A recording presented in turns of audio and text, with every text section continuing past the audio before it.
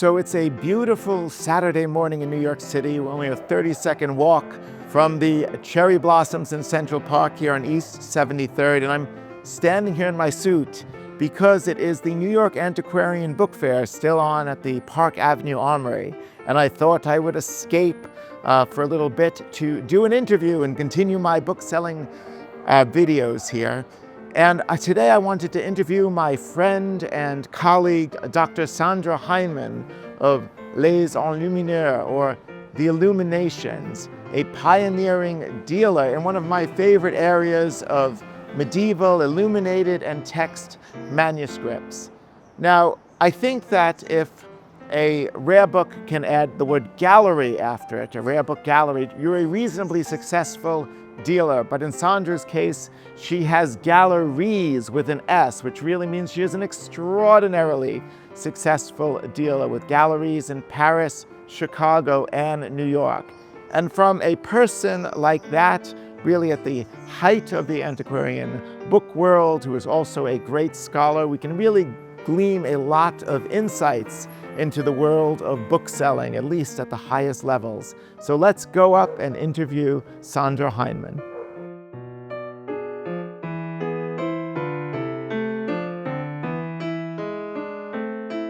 Well, we're here with Dr. Sandra Hindman at Les Enlumineurs, and I'll preface this interview by saying the things I love about Sandra here. Now, if I lay on too much sycophantic adoration, you can raise your hand as a break that I'm laying it on too thick.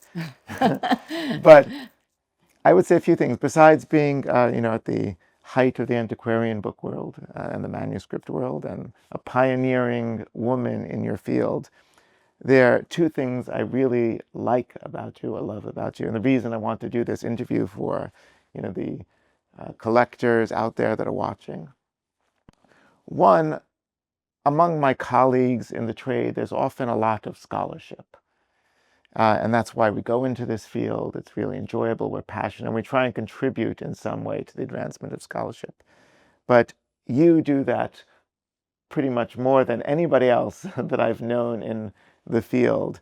And it's very difficult to strike a balance between being a dealer and a merchant and having to make a business run at a profitable level and really advancing the field of scholarship. So that's incredibly admirable in my eyes.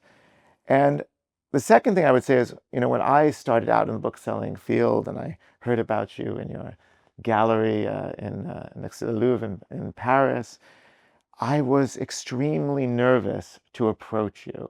Many people in the, who are getting into the bookselling field are nervous to approach, top-end dealers. They think it's a very cloistered world. Everybody is going to be prohibitive to talk to.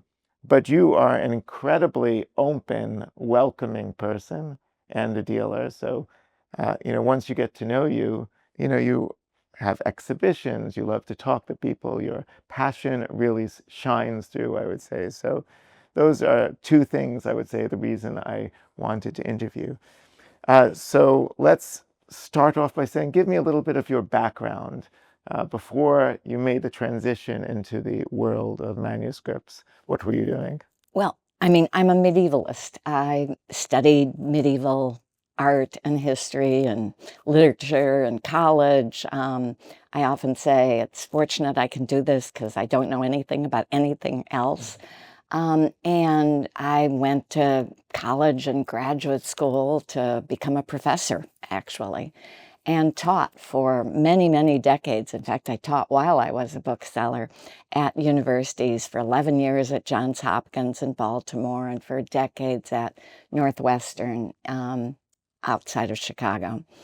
So, my background really is, you mentioned scholarship. My background really is as a professor and a scholar, teacher, writing books. And, it's true, we run a very pedagogical business in every sense. The people who work with us, me, the kinds of publications we do, etc. How did you decide, bookselling is often a transition for people? You don't, it's not the normal profession. Somebody says, I want to, sell medieval manuscripts. How did you decide, or when did you decide that you were going to make a transition from being an academic to a dealer, and why? Well, I mean, transitions are often very gradual. I think the word implies that even. And in my field, medieval manuscripts, it's very specialized, and you buy something and not everyone knows what they're buying, basically. And so most dealers in my field outsource the expertise. And so I was the outsourced person. So long before I became a dealer, one dealer in particular in the States and other dealers in Europe asked me to write their catalogs, to write their descriptions. I still remember the moment. I mean, transitions are long, but they're often moments too. I was sitting at my desk in Northwestern, and I got this phone call from someone I had never heard of, who said, hello, Roger Wick at the Morgan, and Anne Van Buren, who was a professor at Tufts, can't write my medieval manuscript descriptions any longer, and they both told me to call you. Can you come to Akron, Ohio tomorrow morning? I'll send you a plane ticket and describe my manuscripts for the New York Book Fair, which is in a week. And I was like, who are you? And so, but it seemed like something interesting. I had no idea that there was even a medieval manuscript book trade. And so I said yes. And I got on the plane and I went and I described this person's medieval manuscripts. So there was a moment you must have realized where you're adding the scholarship and the value to a manuscript. Somebody finds it in the trade somewhere in those years. They may have picked it up in a flea market in Paris. You can no longer probably do that. And you're adding this value. So you said, let me turn this into a business at that point? Oh, no, no, much longer. So I described this person's manuscripts. I wrote catalogs for him. I did the same for a dealer in Paris. I also described manuscripts for a dealer in London. And I'm a professor the whole time. I'm still teaching my classes. I think I'm chair of the department by then. And, directing my graduate students' dissertations. And finally, for this one dealer, I was kind of doing all the parts of it. I was describing the manuscripts, but I was going to the sales with him and telling him which ones to buy, and then I was finding him the clients, and then I started a limited partnership for him so he'd have the money to buy the manuscripts to sell to the clients I was finding. And I was in Paris, where I was writing a book for a year on leave from the university, and I just decided, I think maybe I'll do this myself. And I bought a tiny little gallery. It was 10 meters square, which is like 100 square meters. It's really tiny, or 100 square feet, I guess it is, in the Louvre des Antiquaires. And that's how I started. And that was in the early 90s? That was 1991. But I think that this person probably contacted me in 85 or something. So it was hardly, overnight. It was over quite a period of time. And really, I mean, it's not like I've said, dealing would be so interesting. I don't hate what I'm doing. I loved what I was doing. And it was really hard for me to make the transition, primarily because I didn't want to give up my graduate students. I didn't want to give up teaching. So it really came from an area of passion. But how did you make the transition to business? Because you had to accumulate some sort of stock before you can open a little gallery. Right. One of the things that this book dealer did was, instead of paying me for writing a catalog, or for a finder's fee, if I found a manuscript, he would let me buy a share. So actually, by the 5 or 6 years, I owned a lot of manuscripts, but like 10% of something or 20% of something. And so I had inventory to exhibit and sell in this gallery by the time I got there. And the business part, I have always been interested in business. I like to tell this story that when I was 11 or 12, I can't remember how old I was, I was really the best babysitter on the block. And I was like, more desired as a babysitter than my friends who also babysat. So I thought, well, I'll just start a babysitting co-op. And when I can't babysit, I'll have Susie babysit and I'll keep half of her money. And so I had this babysitting co-op, and then I was a professor at Hopkins. My mother and I bought houses together, and we'd rent them to students and sell them. And so I always had this kind of interest in business. You just transitioned to babysitting manuscripts. There, yeah, I guess. Yeah. So you opened up your gallery. Now, do you remember one of the first exciting pieces that you bought? Really, like for me, I remember early on when I found something, I said, wow, I just bought something somebody didn't recognize. I can turn this into a business. It was not only exciting for the passion of what the item was, but there was a monetary incentive, in going to business. Was there something that really lit the flame that you remember? I bought so many things for this person that many of those things were extraordinary. This is the 80s, and there was a lot on the market. There was a really good time for medieval manuscripts. There were a lot of important collections that came up.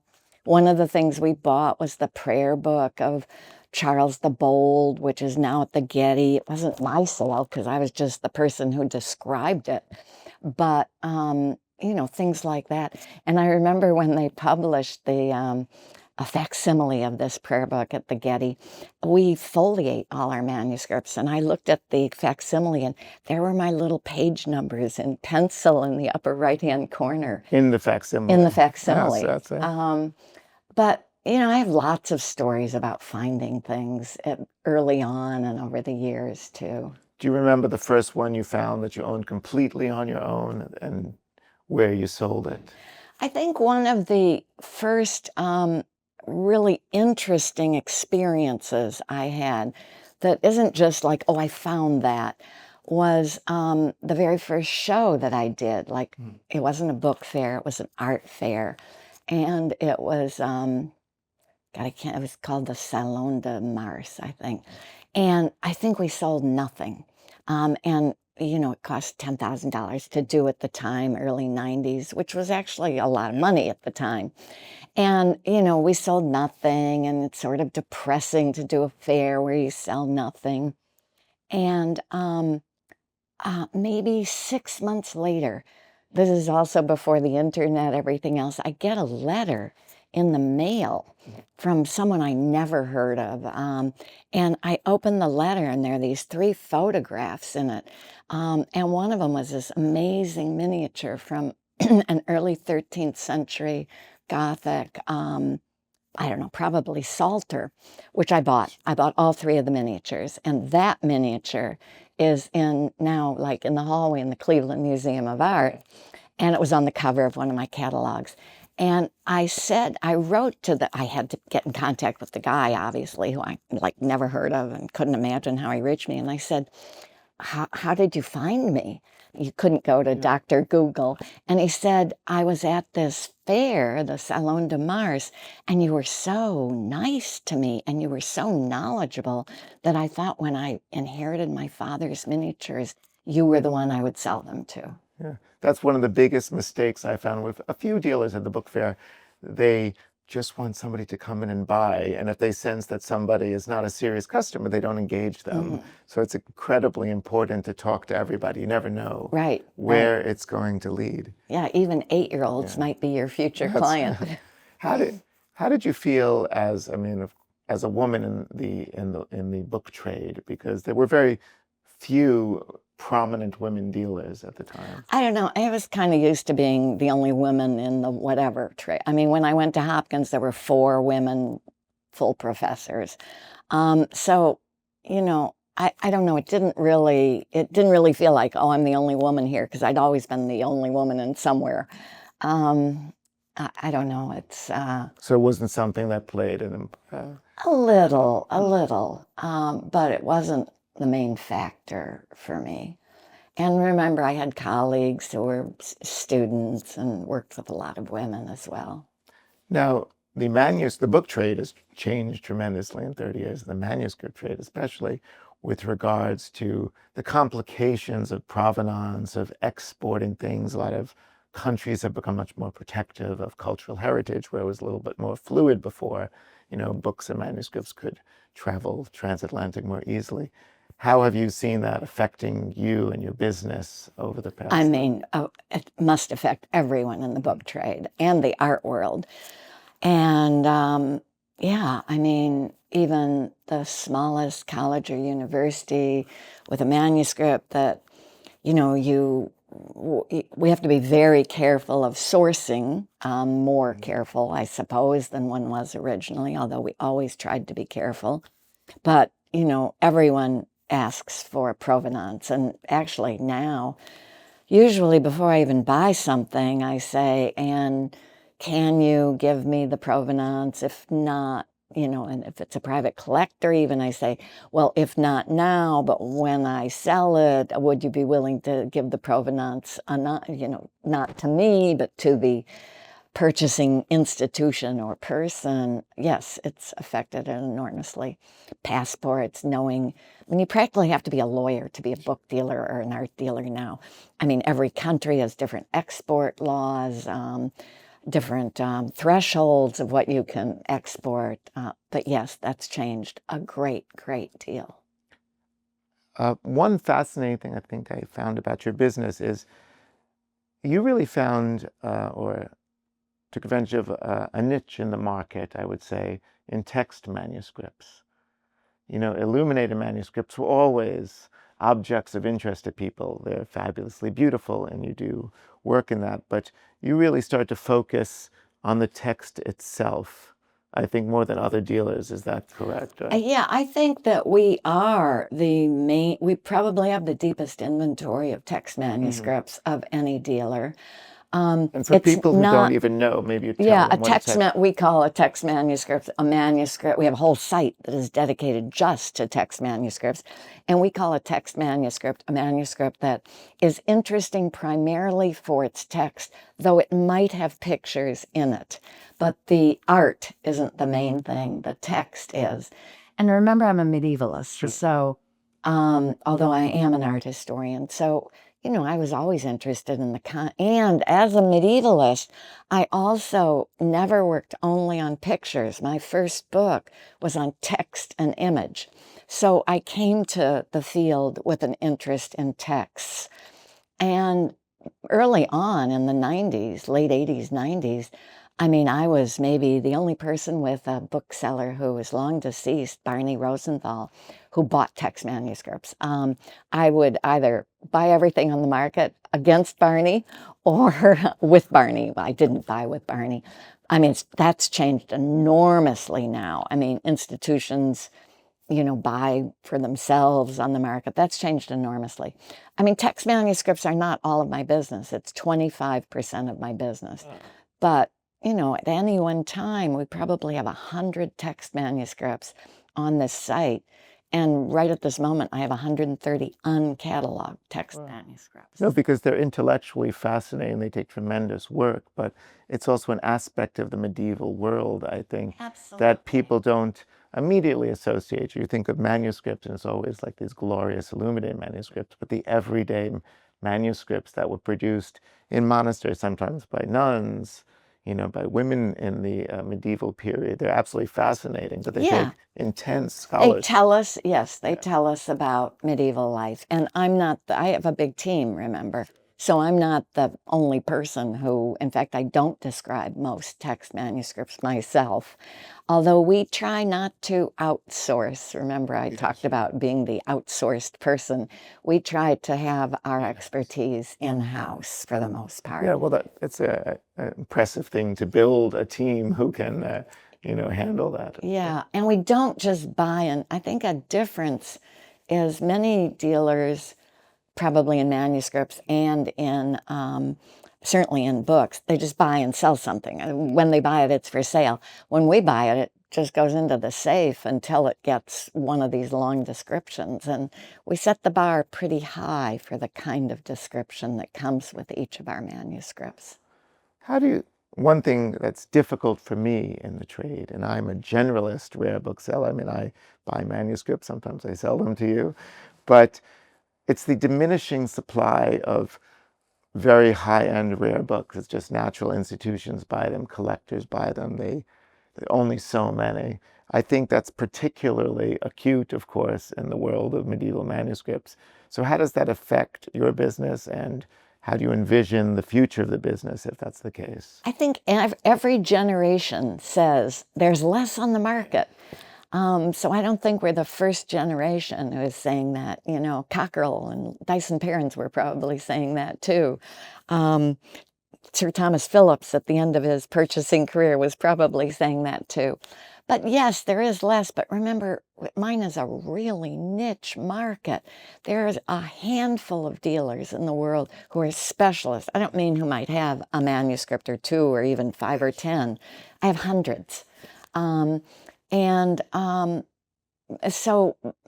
you know, there still is, in my field, a lot of availability. I could buy much more than I do buy. I mean, I don't have unlimited funds. There is a lot available still. Is there less at a certain level? Yes. I like to say the 12th century is the new 9th century. We don't buy 9th century manuscripts now, and even the 12th century or the 14th century might be the new 12th in a few years. Exactly. But things must also, because of the advantages of being online and more networked in the modern era, things must come out of the woodwork that would never have come out, 25 years ago to you, probably. Yeah, I suppose. I mean, there were always discoveries come out of the woodwork. I mean, it's really easy to find us, Sure. like, Yeah, illuminated because they can manuscripts. find, yeah. So easier to find us now than it was in 1991. So let me hit you with a very modern question. Use of AI. Now, I was working on a Dutch emblem book from the 17th century, and sometimes the symbolism of some of these emblems have been lost. They were difficult to interpret. You need a specialist. The one I was looking at, I think they were beating a cat. And I said, why are they beating the cat? And I took the image, I put it into the latest ChatGPT. It gave me an absolutely fantastic explanation. Which was correct. Correct. The hallucinations have improved, and people hallucinate too, but it was, again, perhaps interpretive. A lot of symbolism is, so correct is a fluid word, but it was fascinating, I would say. Do you use any of the modern AI tools, or does it help you at all? I haven't, not at all for the kind of thing that you're talking about. Although, we're very interested in opening up the medieval market beyond the normal quote unquote collectors of AI. And I have a video team in Chicago that's, they're young, they're hyper modern. One of them is the videographer for a quite well-known rapper. And so this has a point. It sounds like it might not, and so when this rapper, who I thought was so cool, was going to come to the gallery, I asked one of my, I don't even know how to get into ChatGPT, whatever it's called, but I asked one of my people in the Chicago office to write a rap song about medieval manuscripts so I could impress this rapper, which he did. And I thought it was so cool. And we recorded it. And then I thought, well, I'll just write some rap songs. And so I did write a couple of rap songs, not for medieval manuscripts, but for medieval jewelry. One I wrote on crosses with the help of GPT. So I got ChatGPT to write a rap song for me on crosses, but then I changed it, so that it would fit our crosses, because we also sell historic jewelry. So that's the only way I use this. I would say the last thing I thought would come out of this interview, I talked about some insights downstairs. I did not know or expect that there would be a rapping Dr. Sandra Hindman. Oh, I have a rap handle too. Oh. It's Straw B. Oh my God. Because when I was in 2nd grade, I wrote my autobiography calling it Strawberry Blonde. Oh wow, that's unbelievable. I ask one more thing before you give us a little bit of show and tell. Another thing that I love, perhaps it's a percentage of your business, but it's certainly a larger percentage of your passion, medieval jewelry. Yeah, people say, "Oh, it's so different. Why do you do medieval jewelry? How does it have to do with medieval manuscript?" It's real. First of all, my mother was a ring collector, so I was familiar with old jewelry. She didn't collect medieval and Renaissance, but medieval jewelry is not very different from illuminated manuscripts. The materials are similar, gold, precious stones, but also the experience is similar. You know, looking at, reading, handling a medieval manuscript is not like flat art. It's a precious object you hold, especially illuminated manuscripts. It's a precious object you hold in your hand, you turn the pages. I wear a 15th century ring. It's a small, precious gold object. They are similar fields. So, In the field of incunabula, or even in Gutenberg's time, some of the early printers came out of metalsmith or yes, goldsmith tradition that's into true. creating type. Did you find ever that some of the medieval illuminators came out of the jewelry field? No, I didn't find that. We have one text manuscript where the scribe identifies himself as a jeweler, but I haven't found an overlap there. I think that goldsmith work in the Middle Ages and being a scribe, remember they're very, Not necessarily a scribe, but doing the illuminations yeah, of the and workshops. Illuminator Guild is Yeah, a separate completely guild. separate. I mean, these are crafts that are Sure. very highly controlled in the Middle Ages, too. So not really, although I feel they're similar. I don't think they were practiced by similar people. Where do people go to see some of your manuscripts online and some of your jewelry online in your Oh, catalogs? well, I mean, we have websites. We've quite active websites. I'll put links and everything in the Social video. So. media. We have a team who does our social media, but I also have 3 galleries. I have a gallery in New York, where we are now. I have a gallery in Chicago, and I have a gallery in Paris. And we just bought a new gallery in Paris, so we've just moved, and we are in Paris as of this month on the Palais Royal. So we will have a street presence. It opens onto the garden in Paris. That's fantastic. Well, next time I'm there, I'm visiting you. Will you be open in the summer? Yes, we're open year-round. I'm going to be stopping by in June, I think, on there. So. When the garden's in full bloom, and there are beautiful manuscripts in the window. Well, let's take a look at a couple manuscripts, not in the window, but perhaps in the vitrines or something here, and let's get you on camera describing some of the objects of your passion. So this is a book of hours, and a book of hours, it's probably the most common illuminated manuscript that you could buy. The hours are from the hours of the day, like it's lay people, regular people, teachers, lawyers, doctors, princes also, though, and kings, queens, imitating monastic life. So they have prayers and pictures for the different hours of the day. You know, the manuscript trade is really closer to the art world than it is to the book world. I mean, this is paintings in books. And their value really is from how many paintings, who is the artist, how good is it an A artist, a B artist, you know, the date. This is an amazing manuscript. I mean, I love this manuscript. It's from a small group called the pre-Eichian manuscripts, before Jan van Eyck. They're even named after painters like Jan van Eyck. So pre-Eichian, meaning a small group of painters in Bruges, in the same town that Jan van Eyck was 10 or 15 years later to practice in. These painters are working in a very realistic mode. This is called the Master of the Pink Canopies because all of his paintings have pink canopies in them. But we talked a little about precious materials, and you know, the blue is always lapis lazuli, which comes from Afghanistan, which is far away and it was expensive. the gold. Look at the gold here is actual gold leaf. In medieval, these were expensive in the Middle Ages. They're expensive now. And contracts, we don't have many, but when we have contracts, they specify how much blue and how much gold, because those are what add the most cost to a book of hours. This one was made for export to England. We know that from English prayers and from the presence of a manuscript by an English illuminator. Bruges and England were in contact through the wool trade. Manuscripts tell you a lot about commerce and culture. Commerce kind of interwoven with culture, as it were, in the Middle Ages.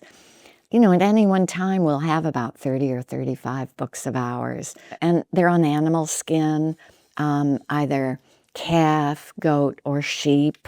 This one's probably calf. There's a hair side and a flesh side. They're precious, but they're material objects. This one has a modern binding, but they were often bound in velvet, just like this, and maybe wrapped in other velvet. So the whole process of reading it and looking at it would have been a kind of sensuous one. They were picture books then. They're picture books now, too. So this is a text manuscript. It's currently on our text manuscript site. It's got a modern binding. This is probably a 19th century, maybe English binding, written by Marbod of Rennes. He was a bishop in France in the 12th century, and it's a lapidarium. So that's a Latin word for a book on stones. And lapidarium, it's sort of like bestiaries. Bestiaries are a book on beasts, and a lapidarium is a book on stones. And this is written in verse, and it has a table of contents, and it has little verse poems on all the different stones. We have sapphire, sardonyx, beryl, diamonds, etc., all the way through. It's not illuminated. This is related to what I said about it's important for its text. And it might have pictures. This doesn't have pictures. Actually, very few lapidariums have pictures, unlike bestiaries, which have wonderful, enchanting pictures of beasts throughout. But it's quite rare. There are a lot of manuscripts of lapidaria, but I've never had one before in 30-some years. Reading it, like, for example, the section on lapis lazuli talks about the stone and the properties and how it comes from far away and stuff. But it also says that lapis, because it has, how these stones relate to your health or how they're used or what they mean and what their symbolism is. And I learned for the first time, and I've been a medievalist for a long time, that lapis is a good stone to have if you want to engineer a prison break. And I thought, why would that be? And then I realized, well, it was so expensive. So if you had a little bit of lapis, you could bribe your way out of prison. But you learn a lot about all the other stones and how they can, which stone cures epilepsy, which stone will protect you from the plague, and so on and so forth. As I said, text manuscripts, this is the book world now. It's not really, this is not about painting and books. This is about, culture and life in the Middle Ages in books. In 1983, the world record for the most expensive work ever sold at auction was a medieval manuscript. That's changed so much now. So we have to conclude the interview as we both have to get back to our busy schedules today and the New York Antiquarian Fair. I certainly, like I said, did not expect two major things now to find out you were a medieval rapper. And also you discovered the secret, if I ever need it, to bribe my way out of some medieval prison. Lapis is an expensive stone for that. So I would just like to conclude with one thing, because we did not touch on Sandra's fine taste in medieval jewelry. So I would like you to show us one very personal one. the very ring you're wearing, and maybe you could just tell us something briefly about that. Yeah, I wear a medieval ring. I wear this ring every day. I even swim with it, although I tell clients you're not supposed to swim with your rings. The chlorine is not good for them. But I wear a medieval ring that is called a type called an iconographic ring because it has pictures on it. No precious stones, no lapis. No, it's not good for prison breaks. And my ring, remember, I'm a scholar, so I've even written an article on this type of ring. And mine has a picture of St. Anne, who was the mother of Mary, and Mary. It has a ridge in the gold. Mary stands on one side, Anne stands on the other side. And Anne is the mother of Mary, and she teaches Mary to read from a medieval manuscript. And so it has a medieval manuscript on the ridge between the two. And actually, so I say this is like, I'm married to manuscripts, so, this is like my marriage ring. But also inside it says, Nul si bien, which kind of translates as, you're the best. So in my mind, a mother gives this to her daughter after she's taught her to read and brought her up and stuff. And we've talked about the relationship between historic jewelry and manuscripts. And actually, iconographic ring, this is a picture right out of a 15th century English Book of Hours. And actually, people probably used their iconographic rings as aids to prayer, like their books of hours. Like you would touch devotional object. You would touch your ring, Anne and Mary, and it would probably recall the prayer that is next to that picture in the Book of Hours that you left at home, that you weren't carrying with you. So it's a certain type of ring that I think is most closely related to manuscripts than other types of rings. Yeah, so it's wonderful to see the crossovers in medieval history between two what you would consider disparate fields, but also the crossovers from medieval history to modern times.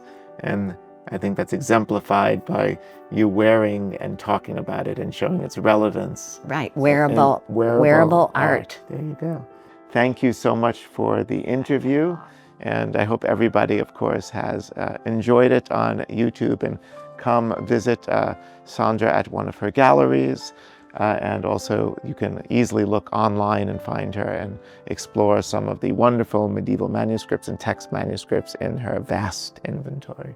And we too have a YouTube channel with lots and lots of videos, including a video of the Crosses rap song. Oh, that's going at the top of the links below. So